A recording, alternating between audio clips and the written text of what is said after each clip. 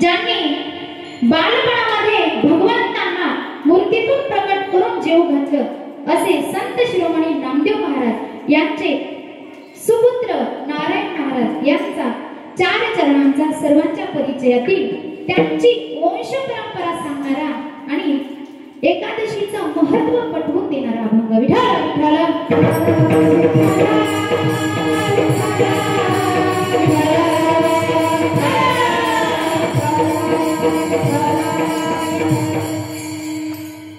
महाराज अभंगामध्ये सांगतात, आम्हा व्रत एकादशी देव केशव तीर्थ तुळसी. महाराज म्हणतात आम्ही व्रत एकादशीचं करतो आणि आमचा देव कोणता आहे? केशव आमचा देव आहे. आणि आम्ही तीर्थ कोणतं घेतो? तुळशीचं तीर्थ घेतो. आणि याच्या व्यतिरिक्त आमच्यासाठी कोणतंही साधन नाही. आणि गणेनवा साधन आमचा विषय हरी कीर्तन.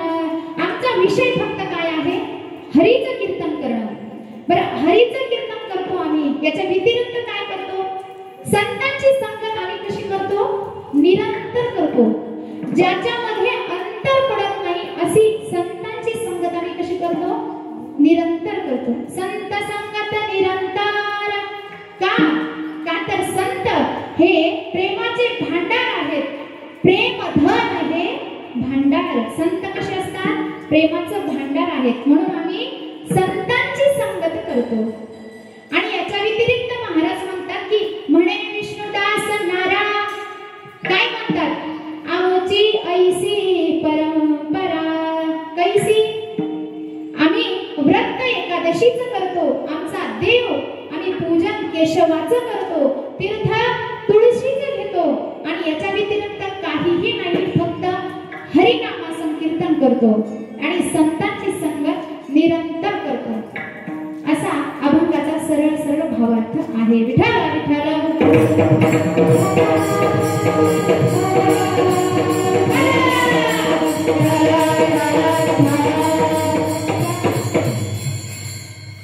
अभंग थोडक्यात सांगितलेला आहे. अभंगाचा भावार्थ असाच असेल असं काही नसतं. कारण अनेक कीर्तनकार अभंग घेतात आणि त्यांच्या बुद्धीप्रमाणे ते त्याचा अर्थ सांगतात. अभंगाकडे वळण्यापूर्वी अल्पसा परिहार देणं वक्त्याचं कर्तव्य. त्या नियमाप्रमाणे आज एकादशीचा पर्वकाळ आहे आणि त्या निमित्ताने ओंकारेश्वर भगवंताच्या पारायणामध्ये आपण कीर्तन महोत्सव साजरा करत आहोत. तसं माझ्या मनामध्ये बरेच दिवसांची इच्छा होती की भगवंताची सेवा करायची.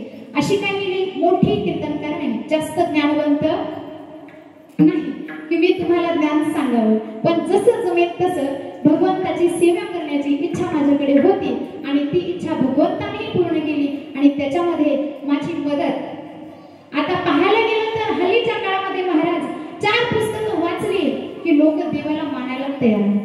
बरोबर का? मान हलवत जातात. हा, 4 पुस्तकं वाचली की लोक देवाला मानत नाही.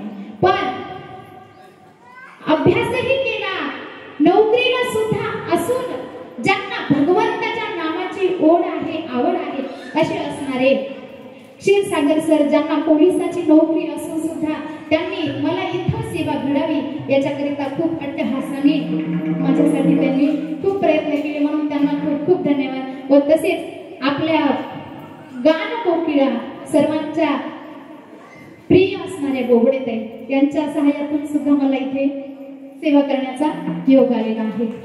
त्यांनाही आता मी नाही का घरून ठरून आले होते की यांच्यासाठी एकदा टाळ्या वाजवा असं म्हणणार होते,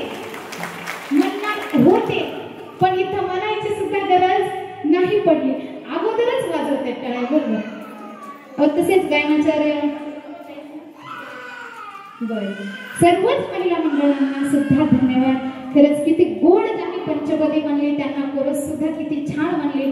सगळ्यांना धन्यवाद. व तसेच आपल्या विना ज्यांनी घेतलेला आहे त्या आईंना सुद्धा धन्यवाद. सगळ्या महिला मंडळींना सुद्धा धन्यवाद. बरोबर आहे का नाही? सत्य करतात महाराज. कीर्तनाचं नियोजन करणं सहजासहजी सोपं नसतं, पण इथं महिला मंडळ करतात म्हणून त्यांना खरंच मनापासून धन्यवाद. जोरदार टाळ्या वाजवा. म्हणजे आपलं कौतुक आपणच करायचं. बरोबर. बरोबर आहे का? आपलं कौतुक आपणच करायचं. म्हणून त्यांनाही धन्यवाद. व माझ्या मनामध्ये भक्तीचं बीजारोपण माझ्या आई वडिलांनी जरी केलं असेल तरी त्याचं संगोपन माझे पती माझे मालक करतायत आणि ते सुद्धा या ठिकाणी उपस्थित आहेत. म्हणून त्यांनाही धन्यवाद. कारण आज मी त्यांच्यामुळेच या ठिकाणी उभे आहे. म्हणून त्यांनाही धन्यवाद. व तसेच माझी आई माझे बंधू या ठिकाणी उपस्थित आहेत, त्यांनाही धन्यवाद. आणि पप्पाजे ओंकार दादा शिंदे यांनाही धन्यवाद. ते माझ्या सोबतच आलेले आहेत, त्यांनाही खूप खूप धन्यवाद. व तसेच सर्वांना धन्यवाद दिले. आणि सिस्टीमवाले दादा राहिले, काय नाव दादांचं?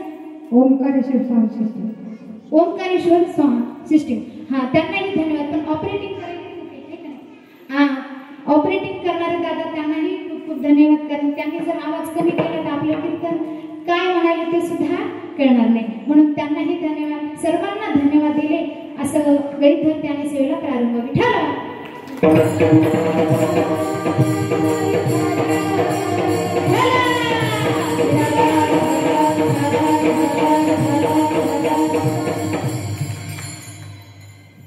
आज एकादशी असल्यामुळे एकादशीचा मी अभंग निवडलेला आहे.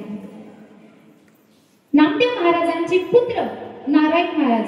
आता जास्त त्यांचा परिचय नाहीये, बरोबर आहे का नाही? नारायण महाराजांचा खूप मोठा परिवार. नामदेव महाराज एकदा वाळवंटामध्ये गेले आणि वाळवंटामध्ये गेल्याच्या नंतर त्यांच्या कानावरती असा काहीतरी संवाद पडला, जे दोन व्यक्ती संवाद करत होते. काय संवाद करत होते? संवाद त्यांचा असा होता की ते संवाद करत होते, ते बोलत होते एकमेकांना की वाल्मिक महर्षींनी काय केलं तर शतकोटी श्लोकांचं काय केलं? रामायण लिहिलं. कोणी? वाल्मिक महर्षींनी. आता वाल्मिक महर्षी आत्ता नाव पडलं, पण अगोदर काय होतं? वाल्यकोळी म्हणजे एक डाकू होता. मग त्या वाल्मिक महर्षींनी शतकोटी श्लोकांचं म्हणजे 100 कोटी श्लोकांचं रामायण त्यांनी लिहिलं, एक डाकू असून. नामदेव महाराजांना खंत वाटला. का? आपण भगवंताचे एवढे जवळचे, स्वतःला भगवंत लोक म्हणतात की नामदेव महाराजांसोबत देव बोलतो, नामदेव महाराजांच्या देव ताटात खातो. नामदेव महाराजांना देव बोलतो, त्यांच्या ताटात खातो. आणि मी एवढा भगवंताच्या जवळ असून सुद्धा मी एकही अभंग लिहिला नाही, असं नामदेव महाराजांच्या मनाला वाटलं. त्यांना वाईट वाटलं, त्यांना खंत वाटला की मी भगवंताच्या जवळचा असून मी काहीच केलं नाही, वृथा म्या आयुष्य गमाविले, असं नामदेव महाराज स्वतःलाच म्हणू लागले. आणि तसं म्हणत असताना त्यांनी त्याच वाळवंटामध्ये काय केलं? प्रतिज्ञा केली, संकल्प केला. प्रतिज्ञा म्हटलं की भीष्माचार्यांचं नाव समोर येतं, बरोबर आहे का? म्हणून नामदेव महाराजांनी प्रतिज्ञा केली. काय केली? वाल्मिक महर्षींनी शतकोटी श्लोकांचं रामायण लिहिलं, तर मी सुद्धा काय करणार? शतकोटी अभंग लिहिणार. विठ्ठल विठ्ठल.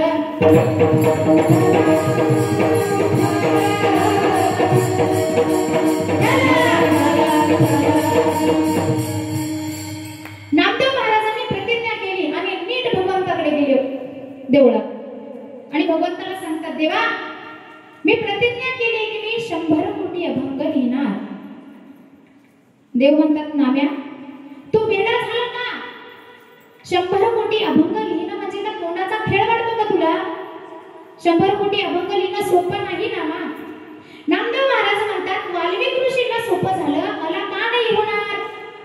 तेव्हा भगवंत सांगतात, रे वेड्या, तेव्हा आयुष्य खूप होते, 1,00,000 वर्ष आयुष्य होते. तेव्हा भगवंत सांगतात, तरी वेळी होती आयुष्याची वृत्ती, आताची अवधी थोडी आहे. नाम्या तू असा वेडेपणा का केलास? तेव्हा नामदेव महाराज देवाला म्हणतात, देवा मला काहीही माहित नाही, मला काहीही माहित नाही. मी शतकोटी अभंग लिहिणार प्रतिज्ञा केली, मी संकल्प केला आणि ते आता मला पुरवावाच लागेल. आता भगवंताच्या जवळचे नामदेव महाराज, भगवंताच्या जवळचे एवढे जवळचे होते. नामदेव महाराजांनी प्रतिज्ञा केली, पण त्याचं टेन्शन भगवंताला. देवानं विचार केला, नामदेव इतके हट्टाला पेटले, इतके हट्टाला पेटले की आपल्या शास्त्रामध्ये 3 हट्ट सांगितले. कोणते? राजहट्ट, बालहट्ट आणि स्त्री हट्ट. हे तिन्ही हट्ट काय करावे लागतात? पुरवावेच लागतात. त्यासाठी एकदा एका राजाला काय झालं? मुलगा झाला होता. नवसाने मुलगा झाला आणि नवसाने मुलगा झाल्यामुळं आणि राजाचा मुलगा असल्यामुळं खूप लाडात वाटला आणि त्याने एकदा हट्ट केला. काय हट्ट केला की मला एक मोठा हत्ती दिसत होता आणि एक छोटंसंच भांड होतं. त्या बाळाने सांगितलं मला ते मोठा हत्ती या भांड्यात घालायचं. आता बाळाचा हट्ट पुरवावाच लागतो, माता माऊल्यांना माहिती आहे, बरोबर आहे का नाही? आता बाळाचा हट्ट पुरवावाच लागतो. माता राजाजवळ प्रधान हा हुशार असायला पाहिजे, बरोबर का नाही? अशा मान हलवत जा.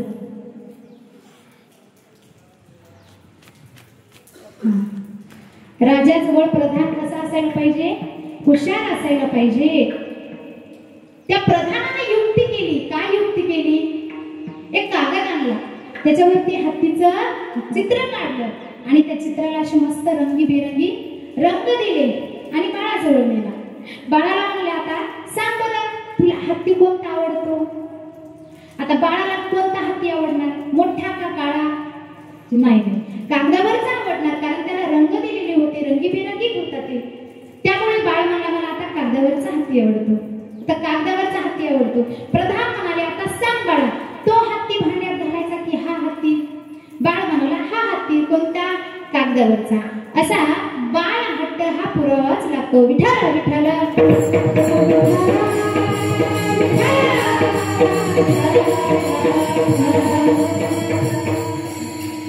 तसं भगवंताला वाटलं आता नामदेवरायांनी हट्ट केला आणि त्याचा हट्ट पुरवावाच लागतो. म्हणून भगवंत नदी काठी सरस्वती मातेकडे गेले आणि देवीला विनंती केली की हे सरस्वती माझ्या नाम्याच्या जिव्हाग्री बसावे. सरस्वती मातेला विनंती केली की माझ्या नामेच्या जिभेवरती वास्तव्य करावे. कोणाला? सरस्वती मातेला. नामदेवांनी भगवंताने नामदेवासाठी सरस्वती मातेला प्रार्थना केली. का? तर 100 कोटी अभंग लिहिणं सोपं नाही, म्हणून त्याच्या जिभेवरती वास्तव्य करा असं भगवंताने सरस्वती मातेला सांगितलं. सरस्वती माता म्हणाल्या देवा तुम्ही ब्रह्मांडाचे धनी, तो शिंप्याचा नाम्या, आणि तुम्ही त्याच्यासाठी माझ्याकडे वशिला लावताय. तेव्हा भगवंत म्हणाले सरस्वती तो नाम्या आहे शिंप्याचा, त्याला माझ्याशिवाय कोणी नाही ग, आणि त्याने शतकोटी अभंग लिहिणार असा संकल्प सुद्धा केलाय, त्यामुळे तुला हा पुरवावाच लागेल. तेव्हा सरस्वती मातेला सुद्धा नाविलाज झाला आणि नामदेवांच्या जिभेवरती वास्तव्य करायला लागले. पण आता शतकोटी अभंग नामदेव महाराजांच्या लिहिणं होणार आहेत का? नाही. म्हणून त्यांच्या घरामध्ये किती जण होती? नामदेवाच्या घरी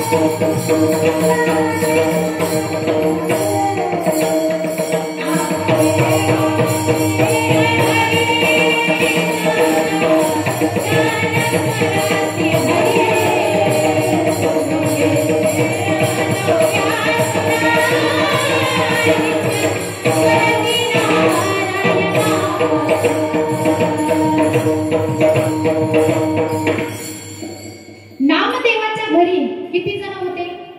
14 जण होते. नामदेवाचे घरी 14 जण स्मरती हरी. चौघे पुत्र चौघ्या सुना नित्य स्मरती नारायण.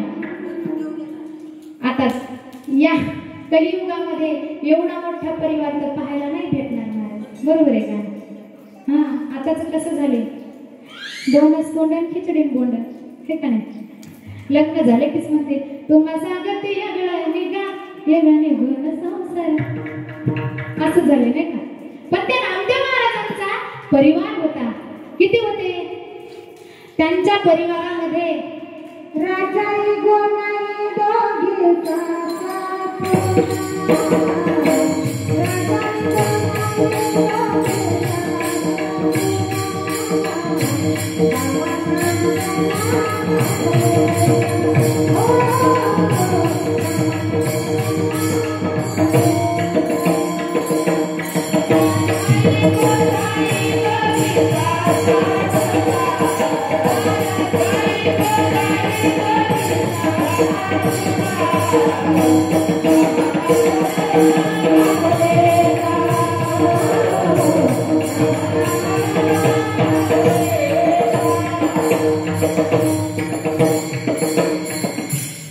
राजाई गोनाई दोघी सासा सुना दामना मजाना बापले का, दामना मजाना बापले का. नारायण नामादा चौघे पुत्र जन्मले पवित्र याचा वंशी, जन्मले पवित्र याचा वंशी. लाडाई गोडाई साई साखराई चौघी सुना पायी नामयाच्या, चौघी सुना पायी नामयाच्या. आऊबाई लेकी लिंबाबाई बहिणी वेडी पिसी जाणी दासी त्याची, वेडी पिसी जाणी दासी त्याची. किती? चौघे जण त्यांच्या परिवारामध्ये सदस्य होते आणि 15वी वेडी पिसी जणी दासी त्यांची. एवढे जण अख्खं घरच्या घर बसलं महाराज अभंग लिहायला. घर म्हणजे जवळ वेगळा विचार नका करू, कूलर कपाट फ्रीज असं नाही. घर म्हणजे सदस्य, त्याच्यातले प्रत्येक सदस्य अभंग लिहायला बसले. ज्याच्या त्याच्या पद्धतीने ज्याने त्याने अभंग लिहायला सुरुवात केली. त्याच्यामध्ये 12.5 कोटी वाणी जनाईची, त्याच्यामध्ये 1.5 कोटी वाण अभंग नारोबा महाराजांचे, ते नारायण महाराज आणि त्या नारायण महाराजांचा आजचा अभंग. विठ्ठल विठ्ठल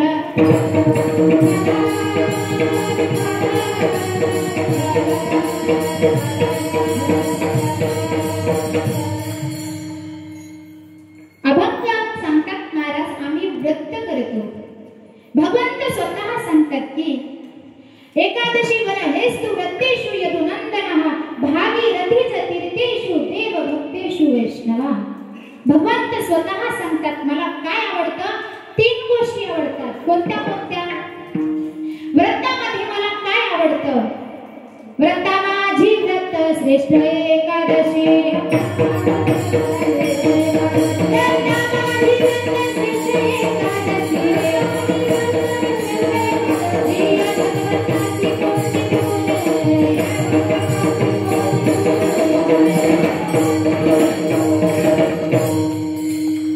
व्रता माझी व्रत श्रेष्ठ एकादशी, प्रिय भगवंतासी कोट्या गुणे. किती आवडते भगवंताला? कोटी गुणे भगवंताला फक्त काय आवडतं? एकादशी आवडते. मग काही लोक काय म्हणतात महाराज आम्ही एकादशी करतो. ज्यांनी एकादशी केली ना त्यांनी काय करायला पाहिजे? सोमवार व्रत हे करायलाच पाहिजे. लोक म्हणतात महाराज आम्ही एकादशी करतो आणि सोमवार व्रत करत नाही.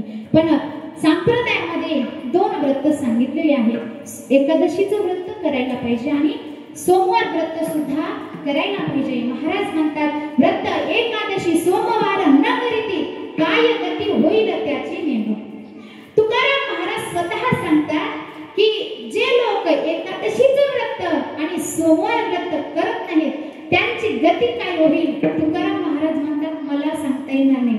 मग जिथं तुकाराम महाराजाला सांगता येत नाही तिथं आपल्यासारख्यांना सांगायला काय शहाणपणा करायला पाहिजे का? नाही नाही नाही. मग इतकं महत्व आहे एखाद्या एकादशी व्रताचं की भगवंताला व्रतामध्ये काय आवडतं तर एकादशीचं व्रत आवडतं आणि पुन्हा महाराज सांगतात की काय आवडतं मला तीर्थामध्ये काय आवडते मला गंगा आवडते गंगा एवढी पवित्र आहे तिच्यामध्ये स्नान केल्यानंतर पाप दोष होत जातातच पण फक्त तिचं नाव जरी स्मरण केलं म्हणता गंगा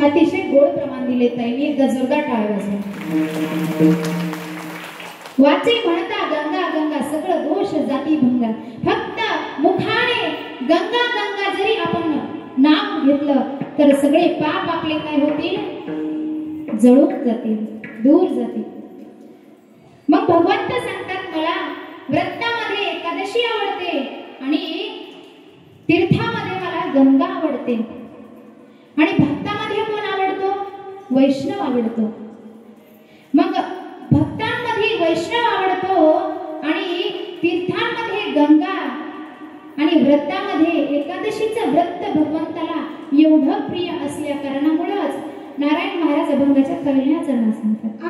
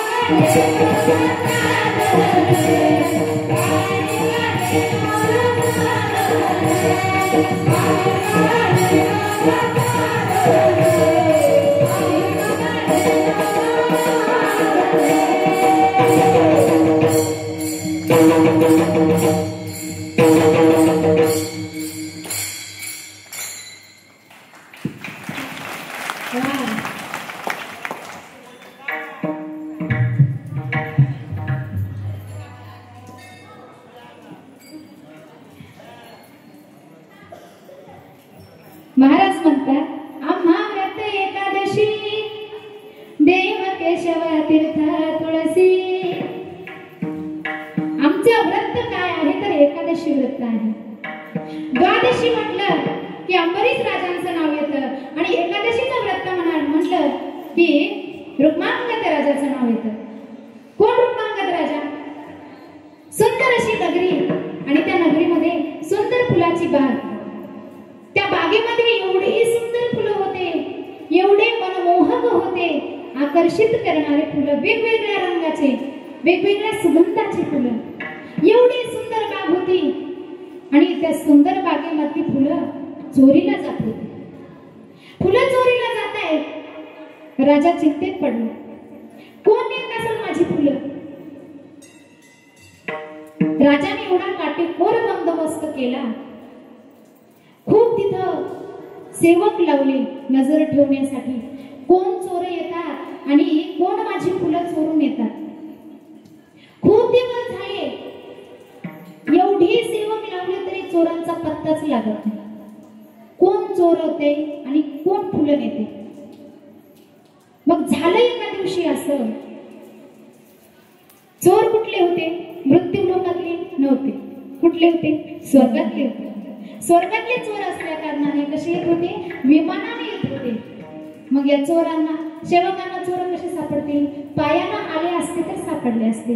विमानातच येतात. विमानातच कुठं? बागेतच विमान उतरवतात. मस्त फुलं तोडतात. जे पाहिजे तेवढे, जेवढे पाहिजे तेवढे फुलं तोडतात आणि वरच्या वरच निघून जातात. मग या सेवकांना कसे चोर सापडतील? डोळ्यात तेल घालून उभं राहिले. चोर काय सापडेल. चिंतेत पडले सगळेजण. राजाला अति चिंतेत होता. मी एवढी सुंदर बाग केली आणि त्यातली फुलं चोरीला जात आहेत आणि चोर कोण आहेत हे समजतच नाही. विठाल विठाल.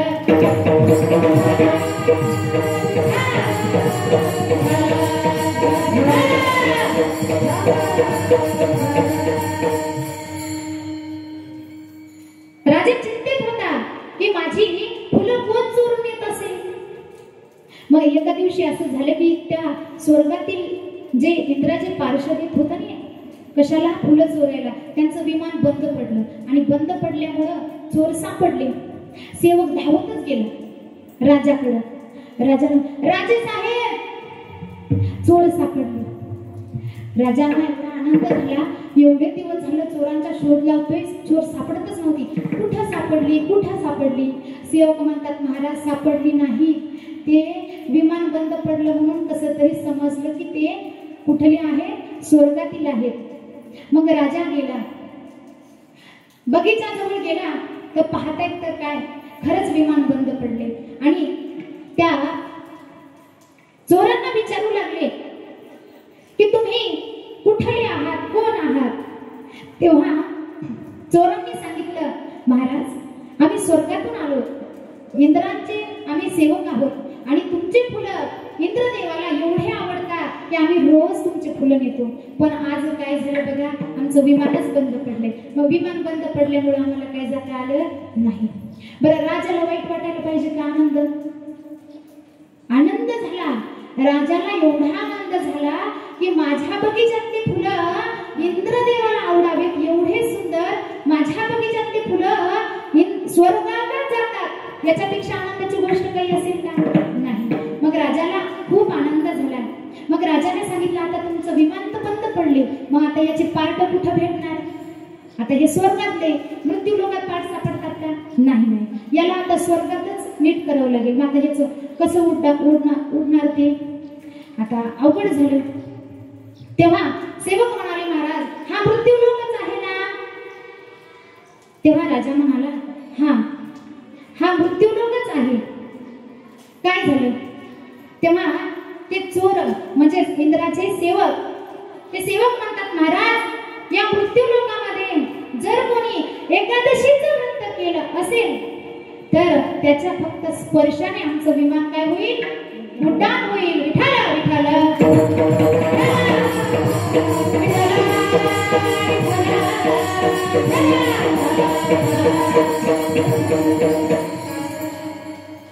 त्याच्या फक्त स्पर्शाने विमान उड्डाण होणार आहे. कशाच्या? ज्यांनी एकादशी व्रत केलं त्यांनी. आता इथं ओंकारेश्वर भगवंताच्या दर्शनाला नित्य नेमाने न चुकवता एवढ्या महिला मंडळ येतात. एकादशीचं व्रत करतच असतील ना मावल्या? खरंच खूप चांगली गोष्ट आहे. तर ते सेवक म्हणाले, महाराज एकादशीचं व्रत कोणी जर केलं असेल तर त्याच्या फक्त हाताच्या स्पर्शाने स्वर्गातील विमान काय होणार आहे? उड्डाण होणार आहे. मग राजाने गावामध्ये दौंडी पेटवली, दौंडी दिली. काय दिली? एकादशीचं व्रत जर कोणी केलं असेल तर त्याच्या हाताच्या स्पर्शाने स्वर्गातील विमान उड्डाण होणार आहे आणि राजा त्याला काय देणार आहे? 5 गाव बक्षीस देणार आहे. अशी दौंडी चालली गल्लोगली सांगत चालली होती.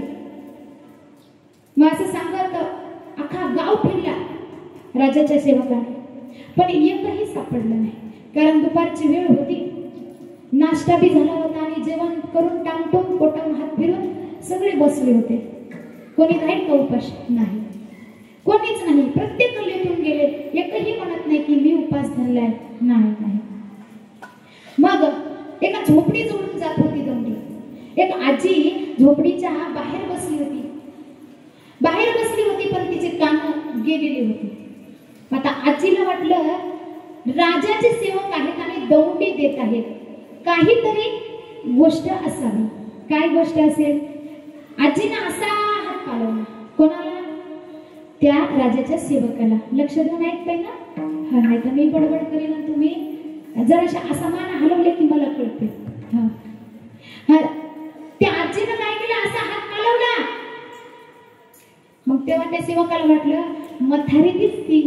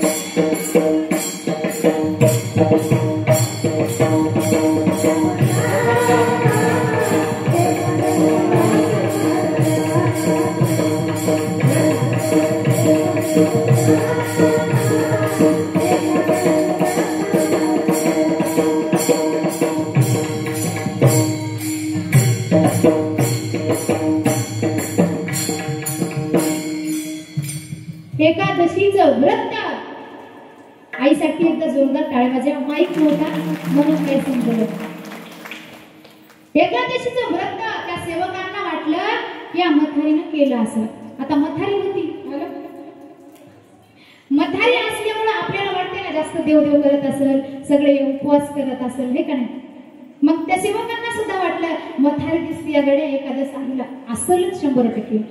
मग त्या सेवकांना एवढा आनंद झाला. महाराज जवळ गेले आणि म्हणाले आजी तुम्हाला आहे का उपवास? ती म्हणाली बाबा मला ऐकू आलं नाही. दौंडी कशाची आहे? तेव्हा सेवक थोडा जोरात बोलून सांगलेला आजी स्वर्गातील विमान बंद पडले आणि कोणाला एकादशीचं जर व्रत असेल त्यांच्या हाताच्या स्पर्शाने काय होईल? विमान उड्डाण होणार आहे आणि राजा त्याला काय करणार आहे? 5 गाव बक्षीस देणार आहे. ते सेवक जरा ओरडून म्हणू लागले म्हणून मी थोडं जोरात बोलले. सेवक म्हणाले आजी राजा 5 गाव बक्षीस देणार आहे. मग आजी तुम्हाला उपवास आहे का? व्रत आहे का? आजी म्हणाली नाही बाबा मी ते जेवण करून बसले. मग माझी सूनबाई उपाशी आहे. बरं माझी सूनबाई, तुमच्या सूनबाईनं व्रत केलंय का? नाही व्रत काही नाही कळत आम्हाला, पण ती उपाशी आहे सकाळपासून. काही खाल्लं नाही, पाणी सुद्धा प्याले नाही. हा काऊन बरं? तिला नवऱ्यानं हाणले. सकाळी तिला नवऱ्यानं हाणले म्हणून तिनं काय केलंय? जेवणावर राखाडले. असते का नाही? नवरा बायकोमध्ये भांडणं चालूच असतात, हे का नाही? आणि जिथं भांडणं असतात तिथंच प्रेम असते. विठाला विठाला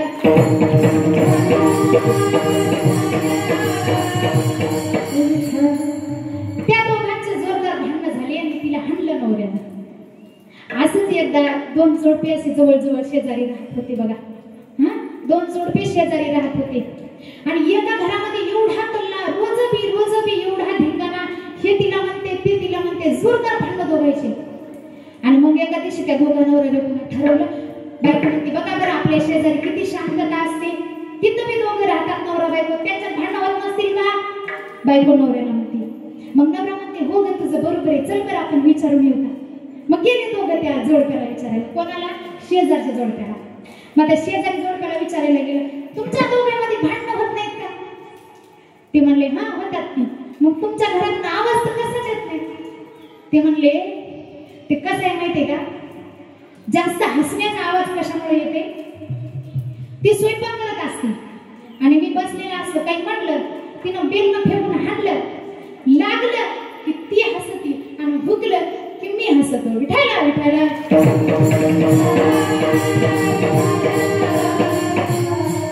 तुमच्या लक्षात आलं का?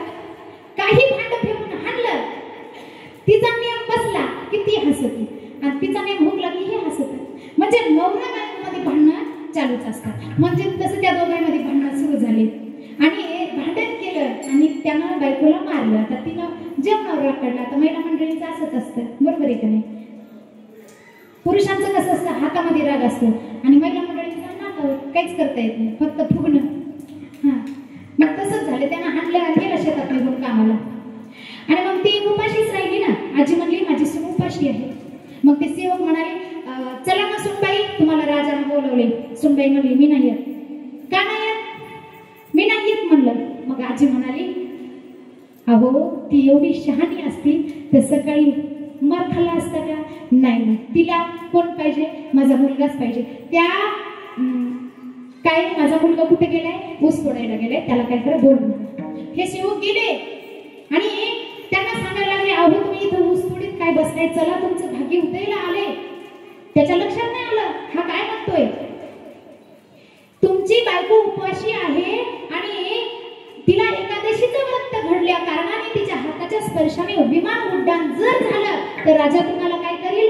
5 गाव बक्षीस देणार आहे. मग तुमचं भाग्य उदयाला आलं का नाही? तो तर उड्या मारीतच निघाला घरी. पण त्याला माहित होतं आपली एकादशी कशी आहे, है की नाही? तुमच्या लक्षात येते का मी काय म्हणते?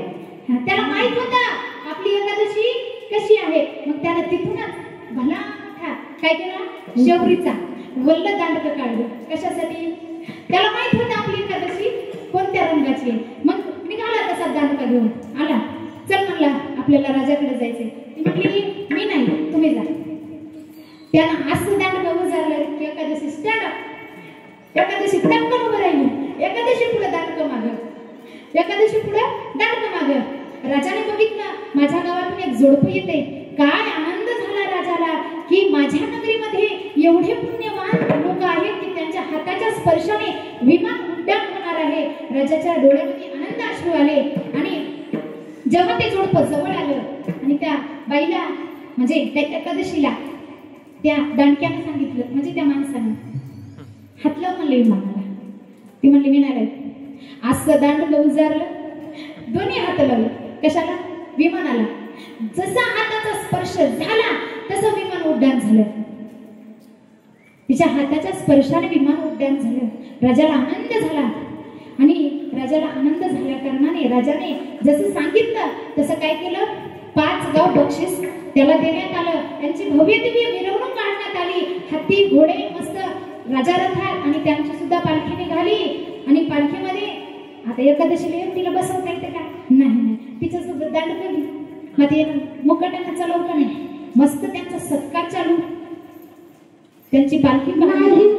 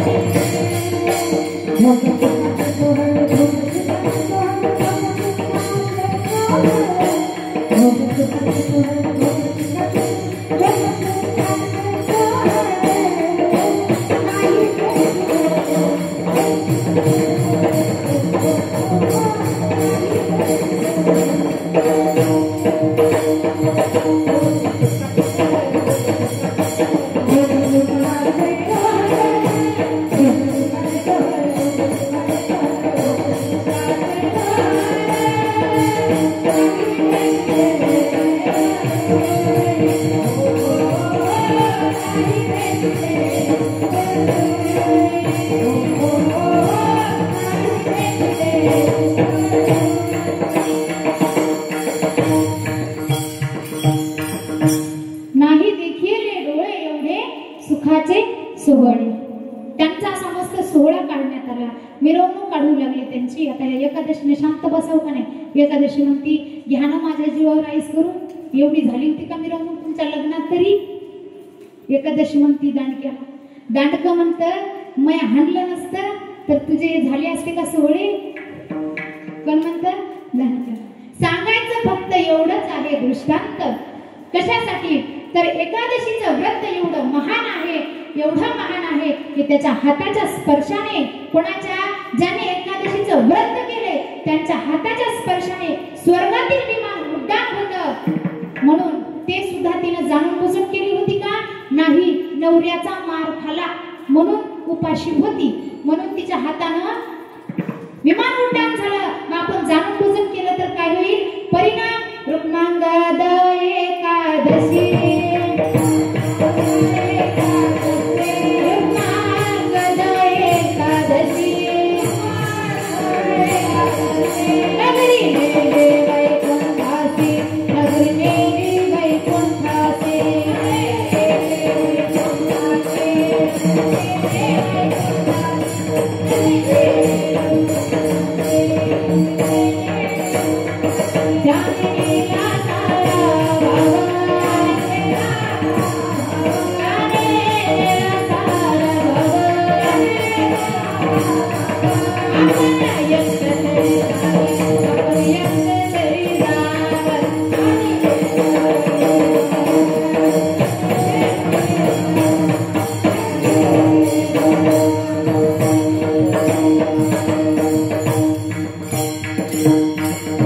परिणाम तेव्हापासून या एकादशीचं व्रत निर्माण झालं. रुक्मांगद एकादशी, नगरी नेली वैकुंठासी, त्याने नेला सारा गाव. आपण एकटं तरी जावं, आपण एकटं तरी जावं, एवढं एकादशी व्रतामध्ये सामर्थ्य आहे. आणि तेच महाराज म्हणतात की आम्ही व्रत एकादशीचं करतो आणि तीर्थ कोणतं घेतो? तुळशीचं तीर्थ.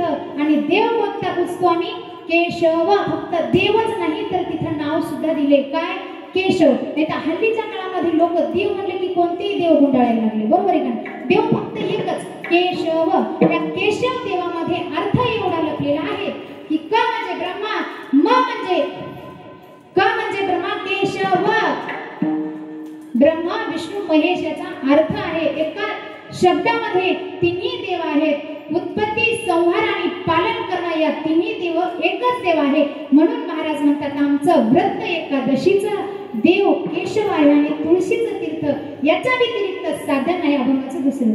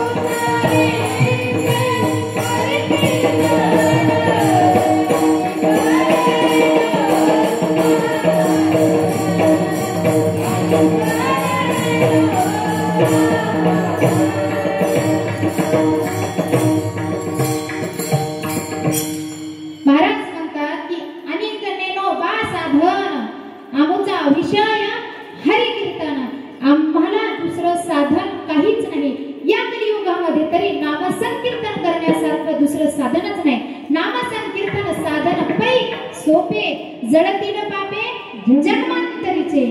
कशामुळं? फक्त एक नाम घेतल्यामुळं.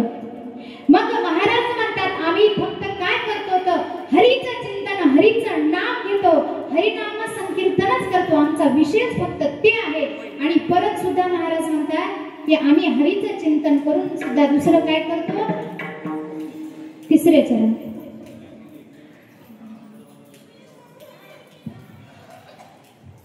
एकदा हात वरी करा सर्वांनी. वारकरी संप्रदायाच्या इमानदारीना सगळ्यांनी ज्यांना हात ज्यांना हात आहेत त्यांना.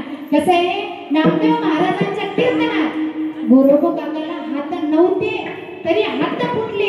एवढं सामर्थ्य आहे कीर्तनात. इमानदारीने सगळ्यांनी हात वरी करायच्या. विठोबा रखुमाई, विठोबा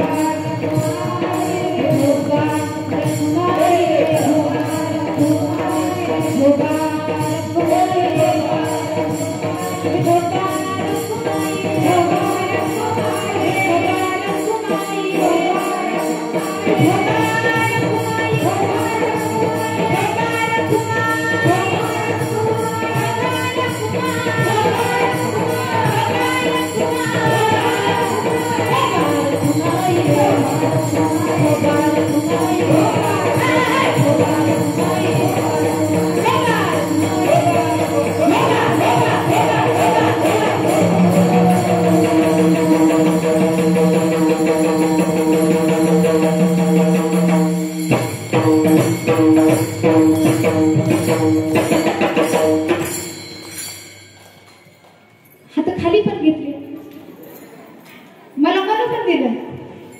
हात वरी करा म्हणावं लागलं, खाली करा म्हणायची गरजच पडली.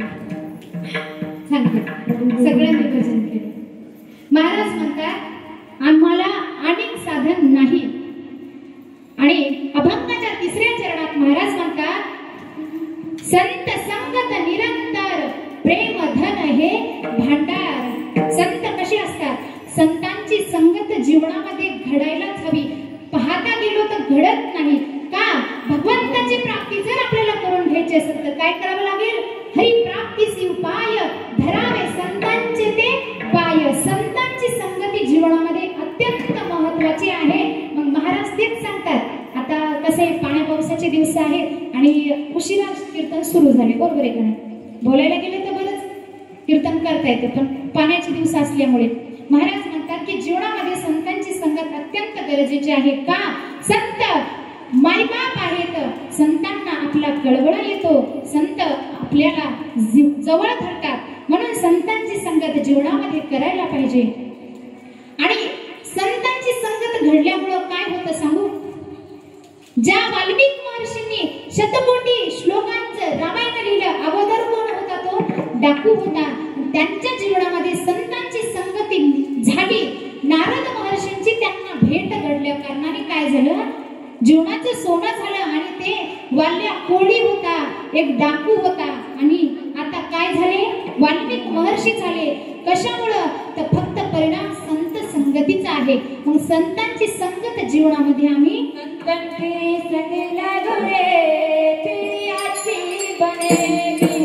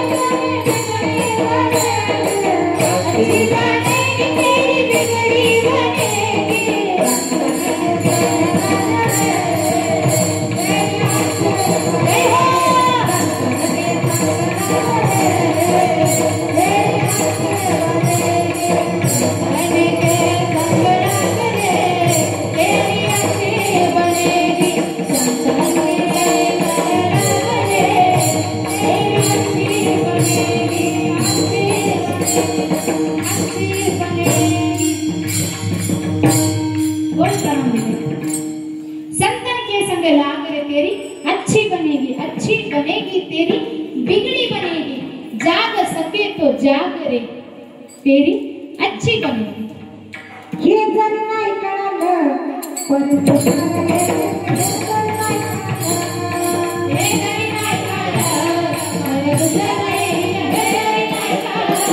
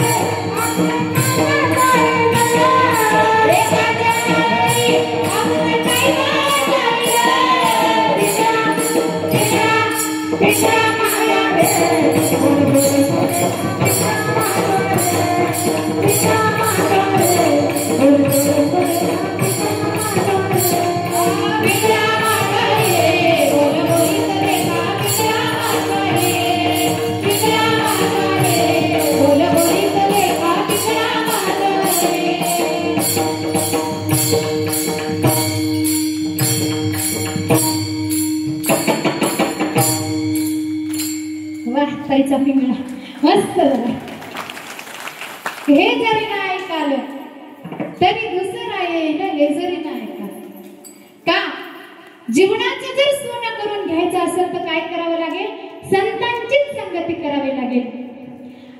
आणि महाराज म्हणतात शेवटच्या चरणामध्ये, म्हणे नामयाचा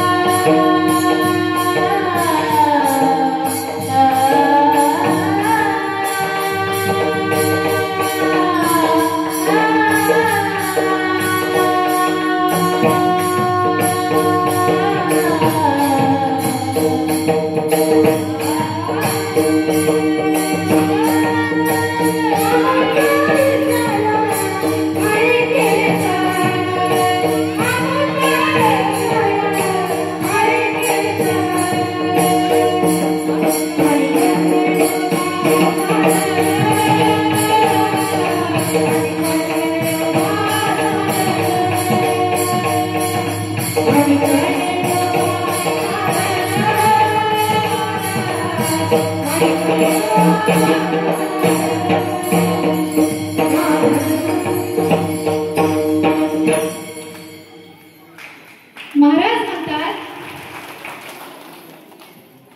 म्हणे विष्णुदास नारा किंवा म्हणे नामयाचा नारा, आमुची ऐसी परंपरा. कैसी परंपरा तुमच्या लक्षात आली का नाही? आपण इतके वेळ ऐकली तैसी परंपरा. कैसी? आम्हा व्रत एकादशी, देव केशव तीर्थ तुळसी, आणि कन्येनोबा साधन. आमचा विषय हरिकीर्तन. आम्हाला काय काय असतं? व्रत आम्ही करतो, केशवाचं पूजन आम्ही करतो आणि तुळशीचं तीर्थ घेतो. आमच्या जीवनामध्ये फक्त हरिकीर्तन करणं आमचा विषय आहे आणि याच्या व्यतिरिक्त सुद्धा संतांची संगत आम्ही काय करतो? निरंतर करतो. अशी त्यांची परंपरा आहे. असा अभंगाचा सरळ सरळ भावार्थ आहे. यथामती यथा अवकाश, जसं जमेल तसा बोलण्याचा प्रयत्न केला आहे. अभंगाचा भावार्थ असाच असेल असं काही नाही. ओंकारेश्वर महाराज जशी माझ्या बुद्धीला चेतना देतील तसा मी बोलण्याचा प्रयत्न केला आहे. आणि माझी इच्छा होती, ती माझी इच्छा सुद्धा महाराजांनी पूर्ण केली. मला या ठिकाणी सेवा करण्याचा योग प्राप्त झाला, म्हणून सर्वांचे धन्यवाद देते. काही चुकभूल झाली असेल, माझ्या वाणीचा दोष म्हणून माझं मला परत करा. काही तुम्हाला माझ्या बोलण्याबद्दल काही तुम्हाला चांगलंच वाटलं असेल तर तुम्ही ते घरी घेऊन जा आणि माझ्या मला शब्द वापस करा. आणि झालेली सेवा या ठिकाणी संपन्न करून पूर्णविराम देते. ज्ञानेश्वर